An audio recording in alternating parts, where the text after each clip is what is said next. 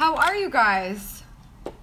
Just wanted to pop on live because I thought of something that I wanted to talk to everybody about because it is super important in the world of video. If I have any vloggers in the house, let me see some emojis. The title of this video is a little bit weird for me because I actually think my comment section is thebomb.com most of the time. I have to say, I have absolutely phenomenal people like Valerie and Eric and Doug and Tansley and all these people that come on in and they say amazing things both during live streams or on a recorded video. Sebastian's here. Hi you guys, it's so good to see you. So I actually am extremely fortunate, but I think that there is a reason. I don't think I'm just lucky. I actually think I worked really hard to have great vibes in the comment section. But I also want to talk about the importance that it actually has on video and getting started. Imagine a world where you have no comments, none. Well, you certainly have no comments if you don't make any video, that's for sure. So what's the upside to that? The upside to not having any comments, thank you, it's called, I didn't do it today. The upside to having no comments is that you have no feedback and no criticism is a part of that, so that's a good feeling. But unfortunately, no ways to learn and no ways of getting better because nobody is suggesting anything to you because you're not giving them a reason. So that fear of feedback oftentimes stops people from even starting, especially because the YouTube comments, really the YouTube comments, I mean, if we're talking about a comment section, that one's probably the most infamous for a somewhat interesting environment. As Bree said, I probably won't say it out loud, but it's true. When you're behind an avatar, when you're just behind sort of like a photo and it's like, hi, you're terrible. I mean, it's so easy to say mean things when you're hiding behind something that really nobody knows if it's you or if it's not you. And so we have to know that comments from trolls are going to happen, right? Has everybody in here come to terms with that? We know it's going to happen. It's a matter of what we do with that information. If we know it's going to happen, hit the thumbs up button if you're pretty positive that negative comments are going to happen, period, on the internet. Hit the thumbs up on this video if you're like, yup. The thumbs up because people are out in full force in a negative way because they don't know what else to do with their free time. And meanwhile, I'm spending my free time on something that's actually kind of fun, gets me excited. I might cringe a little bit watching myself back, but I know I'm gonna get better the next time. And if only that person wouldn't have said how terrible it was, I'd feel a little bit better.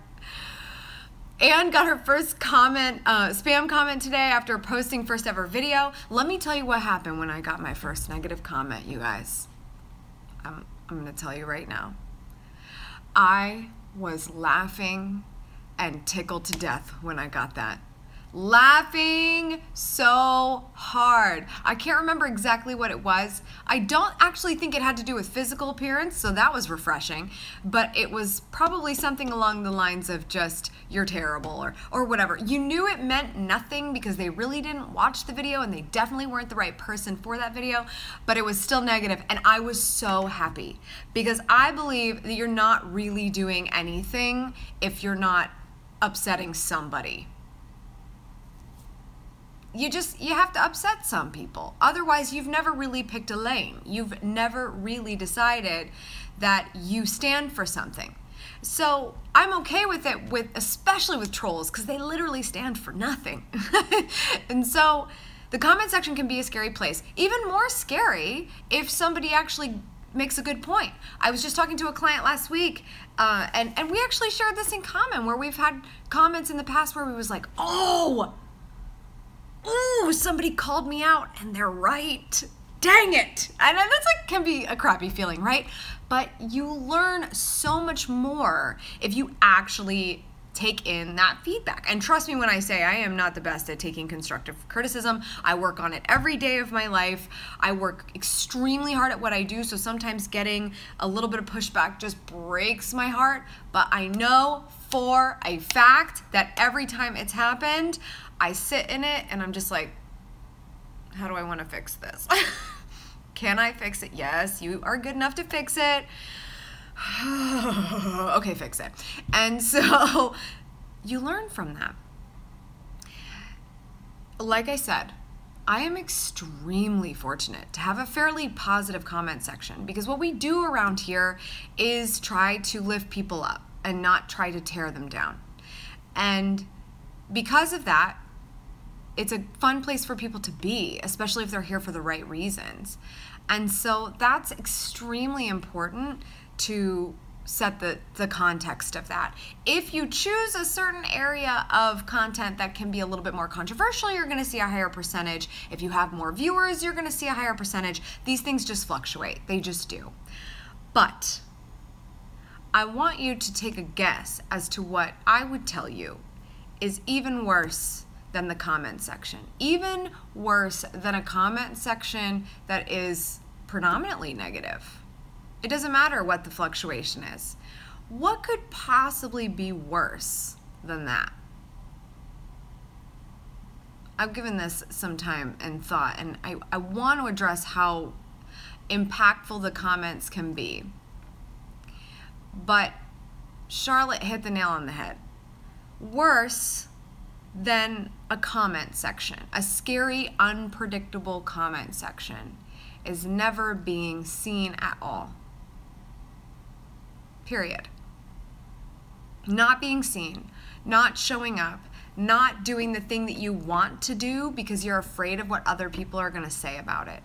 That's really difficult. That's like a huge discussion with yourself you've got to have.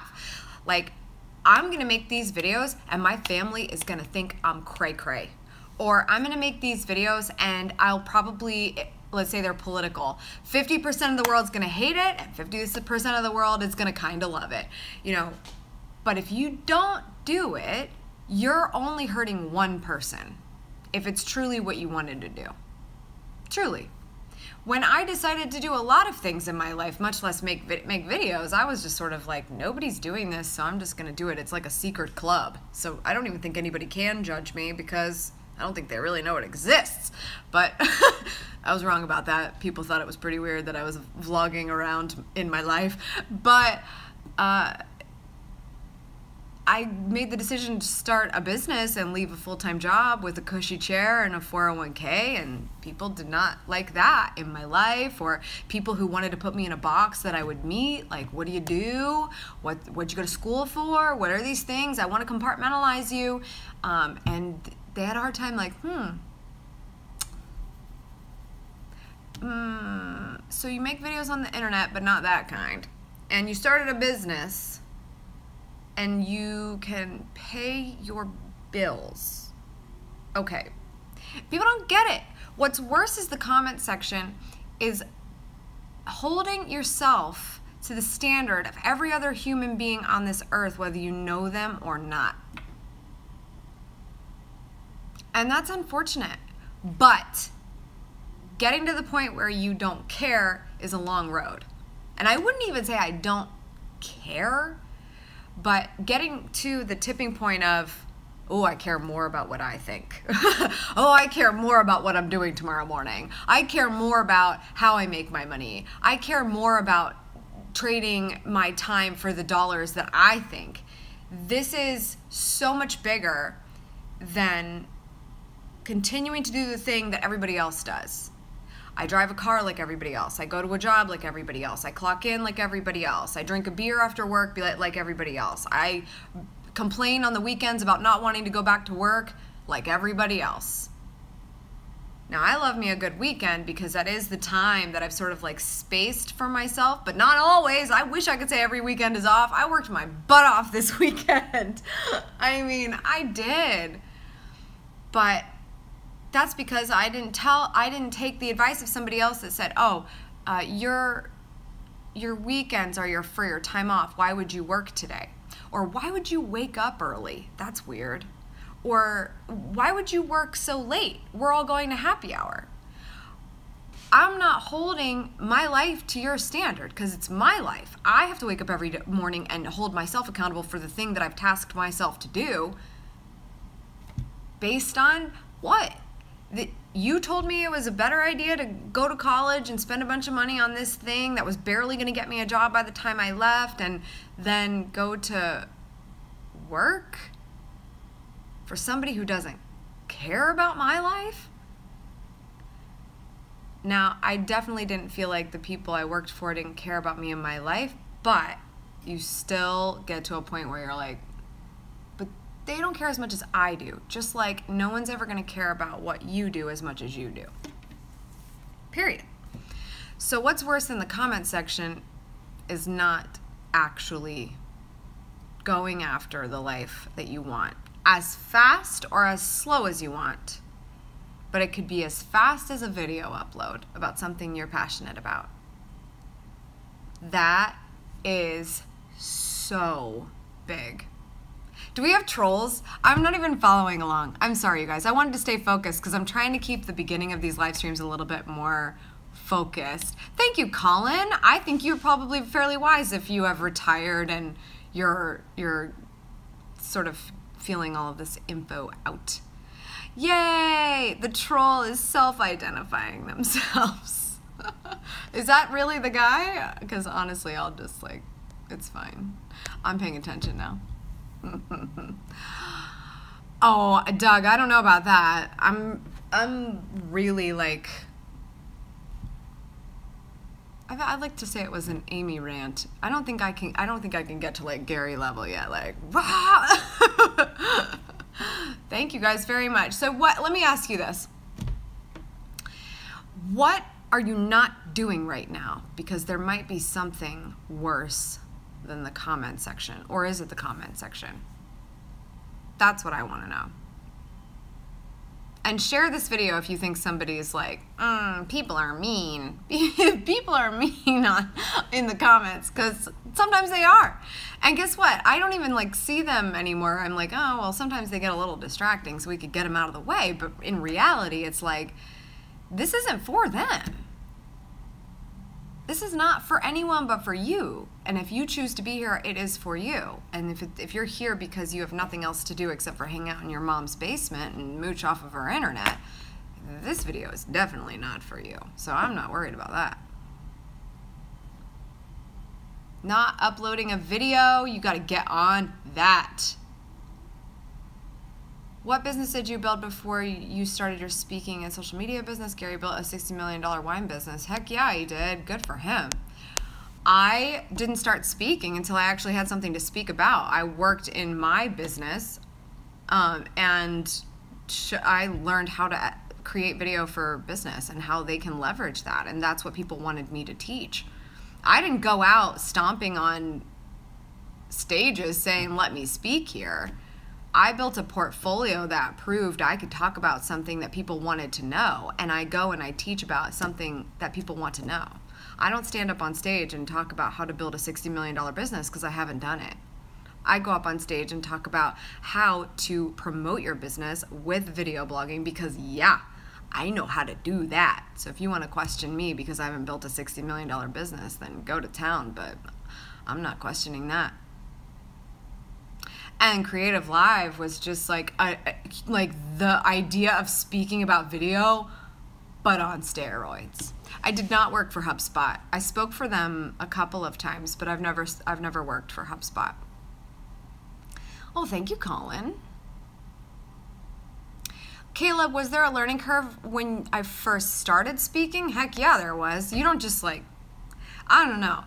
Anyone that's a born speaker, congratulations. I don't think there's any such thing. Just like there's not a born like perfect video personality like a lot of people like to chalk up to a lot of other people. But the speaking learner curve for me was right now I'm sitting in a room by myself except for my dog, and you guys are watching me virtually, so I could talk to you, but I may not have to. I could identify the fact that you're there, but I may not have to.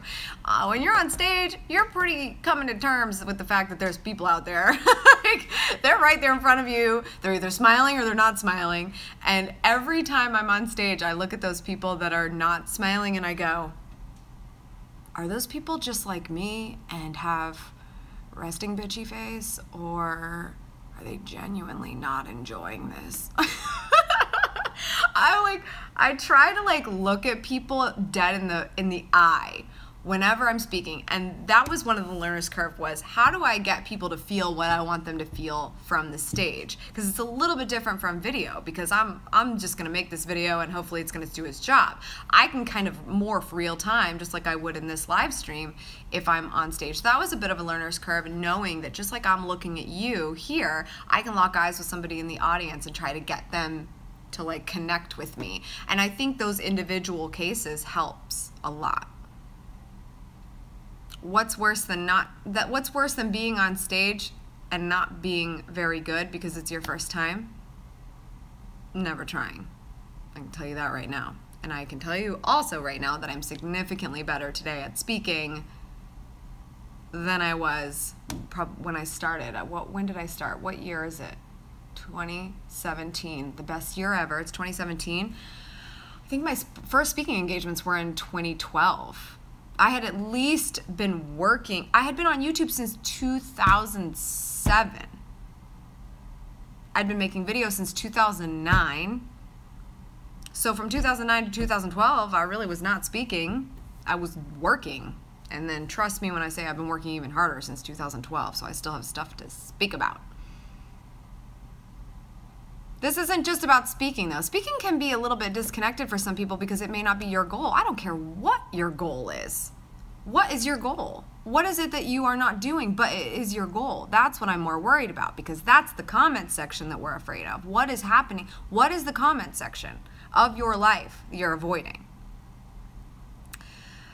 How did you convince your very first client that you knew what you were talking about? Real question. I feel you. Because when you have a business behind you, it's a lot easier. I would really contest that statement.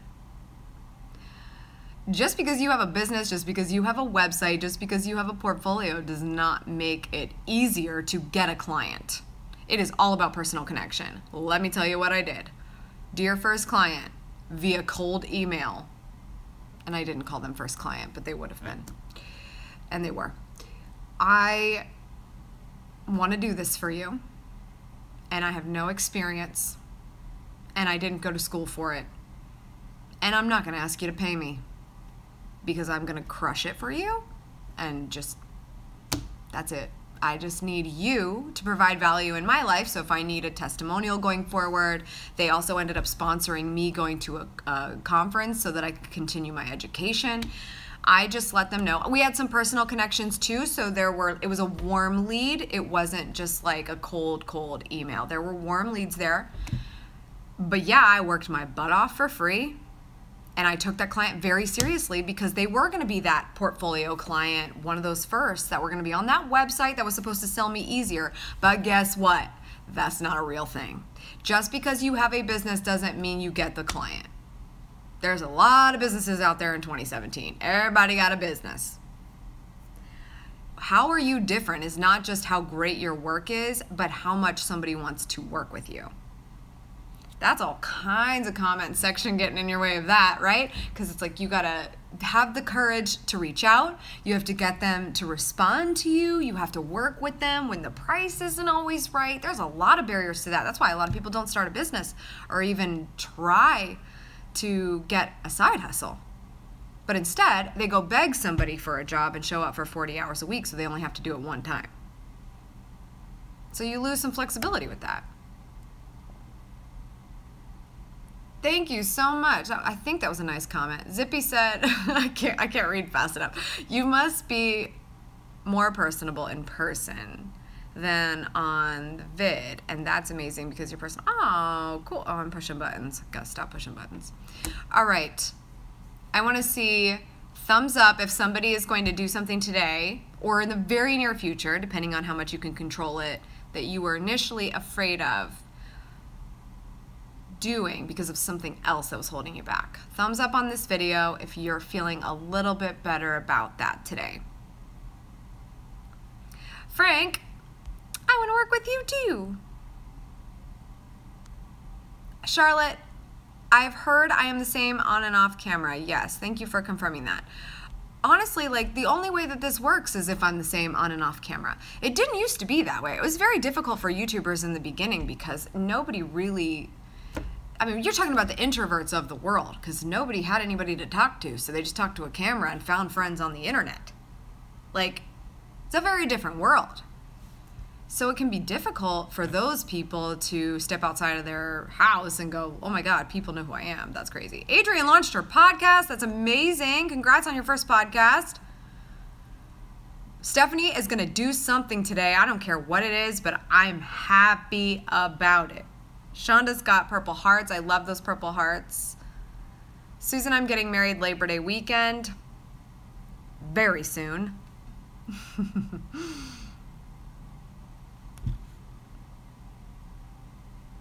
That's amazing. Thew said, I was talking to myself on camera before the internet. Trying to vlog on the road is hard. Yeah, but not if you just make it happen. Make the time for it. It comes down to you every time. Oh my gosh, Joy. I don't know about that. I'm not even going to say that out loud. I will have way too many live stream capable people at my wedding, that's for sure. All right, you guys. This is exciting. I'm feeling the good vibes. I'm feeling the emoji squad. Emoji squad is strong. I'm feeling the thumbs up. I want to get 100 thumbs up on this video before I go, because otherwise I am not convinced that you guys feel empowered to go forth and do something here. Thumbs up on the video. Thumbs up emojis are great too, but I need the thumbs up on the video. That's what I'm asking you for today.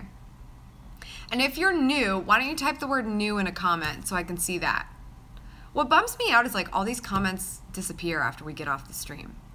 If you're new, let me see that. Living the Dream is new. My Best Self project is new. New. Awesome. Thank you guys so much for being here. Not new. I love how people are like, I am not new. I have been around.